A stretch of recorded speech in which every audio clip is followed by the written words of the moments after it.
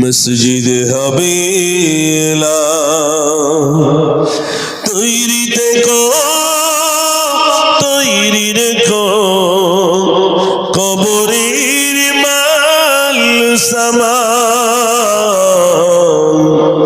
একদিন তোমারি নাম মসজিদ হবে একদিন তোমাকে পরিয়ে কাফন সঙ্গী স্বজন করিবে দাফন হঠাৎ চলে গেল আদরের ধন প্রিয় মা বাবার হাসি নয়ন তৈরি দেখো তৈরি রেখো সুন্নতি একদিন তোমারি নাম মসজিদে হবে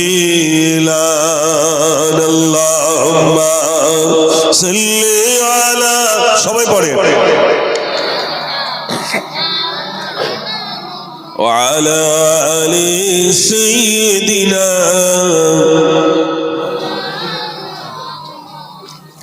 ऐसा गंबद वाले मंजूरी दुआ करना जब वक्त नज़र आए दीदार अता करना बोलो ना सुभान अल्लाह ऐ नूर खुदा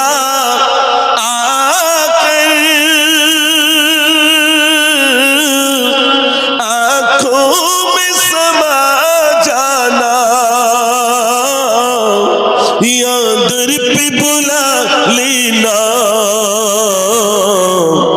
या ख्वाब में आ जाना या दर पे बुला लेना या ख्वाब में आ जाना ऐ पर्दनशी दिल के पर्दे में रहा करना जब वक्त नज़र आए दीदार अता करना अल्लाहुम्मा सल्ली अला सबाई पढ़े मौलाना मुहम्मद व अला आलि सय्यिदिना একবার আওয়াজ দেখি আপনাদের নারে তাকবীর ভাই আওয়াজ এরকম কেন একটু মুসলমানের মতো সবাই মিলে যুবক ভাইরা যারা এসেছেন আর আসবেন আমি জানি সেই সমস্ত যুবক ভাই যারা আছেন বাপজিদের হয়তো একটু বয়স হয়েছে আপনি একটু সবাই মিলে আল্লাহর নামে একটু জোরে নেন না নারে তাকবীর নারে তাকবীর মাশাআল্লাহ মাশাআল্লাহ আমি আজকে খুবই আনন্দিত আলহামদুলিল্লাহ আমি আলোচনাও রাখবো গজলও শোনাবো ইনশাআল্লাহ তার আগে একটু মহব্বতে একটু আওয়াজ দিয়ে সবাই মিলে উচ্চ রবে পড়ুন আল্লাহুম্মা সাল্লি আলা মাওলানা মুহাম্মদ ওয়া আলা আলি সাইয়্যিদিনা হাসান হুসেইন দুই সিতারা হঠাৎ খেয়াল হলে ছুটে এসে উঠতো তারা কমলিওয়ালার কোলে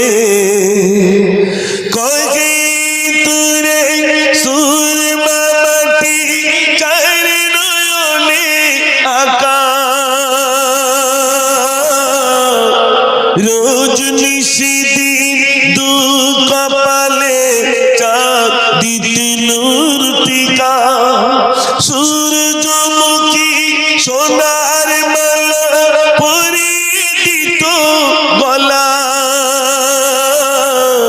সোনা জরা রুদির তারা খেত লতা দোলা, ধুলা বালি কাকর নিয়ে খেলা খতম হলে ছুটে এসে উঠতো তারা কমলিওয়ালা কোলে। আল্লাহুম্মা সাল্লি আলা, সবাই পড়ে, মাওলানা মুহাম্মদ ওয়া আলা আলি সাইয়্যিদিনা সাল্লাল্লাহু আলাইহি সাল্লাম। সম্মানিত আজকে সবার সনাতন সভাপতি সাহেব জি, এবং বিশেষ করে আপনাদের এই মসজিদ, এই মক্তবের, এই অনুষ্ঠানের জানার, বিশেষ করে আপনাদের মসজিদের মক্তবের সুনামধন্য শিক্ষক ইমাম সাহাব, আমার পূর্ববর্তী বক্তা, আমার খুব প্রাণপ্রিয় বন্ধুবর্গ এবং সর্বপ্রবিষ্ট জ্ঞান পিপাসু দিনদার ইমানদার আল্লাহওয়ালা বুজুর্গ ভাইরা, আল্লাহ সুবহানাহু ওয়া তাআলার প্রতি প্রশংসা যে আল্লাহ আমাদেরকে দুনিয়ার সমস্ত কর্ম থেকে দূরে রেখে তানার পুত পবিত্র ধর্মসভায় বসার মতো, শোনার মতো, বলার মতো যে আল্লাহ সুযোগ করে দিয়েছেন, সেই মহান স্রষ্টার প্রতি শুকর আদায় করি। সবাই বলি আলহামদুলিল্লাহ। একটু আওয়াজ দিয়ে বলুন আলহামদুলিল্লাহ। তারপরেই জানাই সৈয়দুল মুরসালিন, সৈয়দুল কাউনাইন, খাতামুন নবিয়্যিন জনাব মুহাম্মদুর রাসূলুল্লাহ, সকলে বলুন সাল্লাল্লাহু আলাইহি সাল্লাম। তার প্রতি অগণিত দরুদ ও সালাম বর্ষিত হোক, সকলে বলুন আল্লাহুম্মা আমিন। আচ্ছা, একটা কথা প্রথমে বলি, দিন দিন প্যান্ডেল লম্বা হচ্ছে না ছোট হচ্ছে? তোরা চুপ কর, আমি ভাইদের কাছে বলি, লম্বা হচ্ছে আলহামদুলিল্লাহ। আগে কি এত মানুষ আসতেন? না।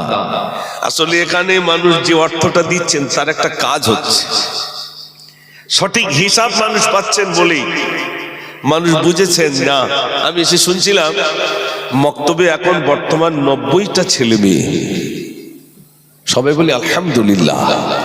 এই যে আমাদের বাচ্চা, এই যে বাচ্চাগুলো আলহামদুলিল্লাহ বলতে শিখেছে, সুবহানাল্লাহ, মাশাআল্লাহ, জাযাকাল্লাহ, কখন কোনটা বলতে হয় এরা শিখেছে।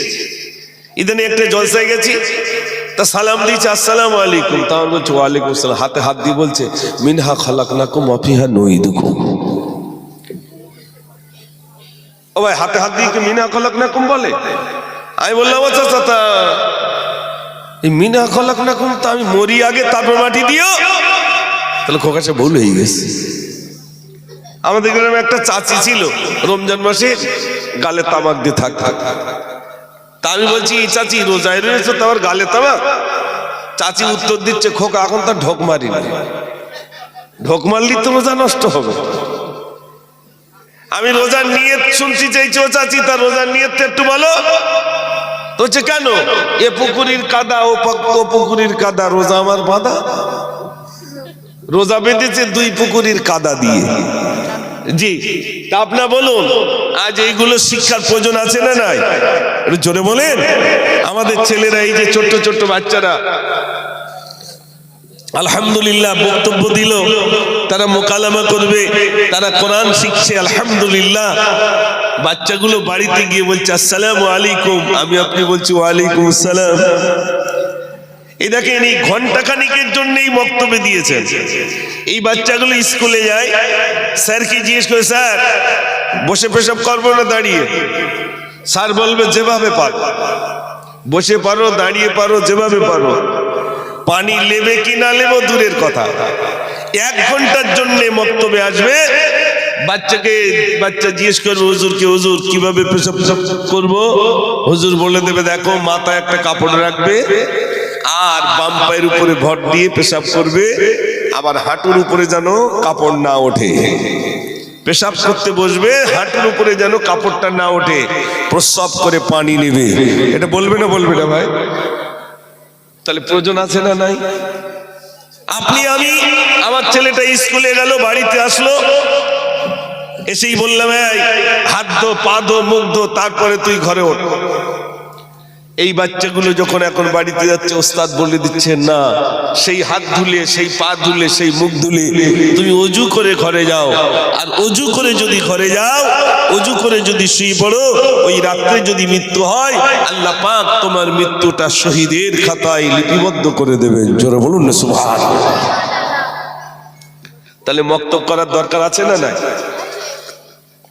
আচ্ছা, এটা ধরো, মক্তবের বিরাট প্রয়োজন।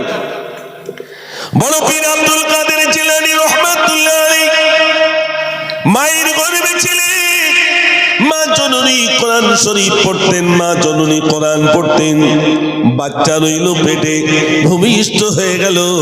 ছোট্ট বাচ্চাটি যখন বড় হলো, হাতটি ধরে মক্তবে আনলেন। ওস্তাদ হুজুরকে বললেন, হুজুর আমার ছেলেটাকে একটু আলিম শিক্ষা দেন।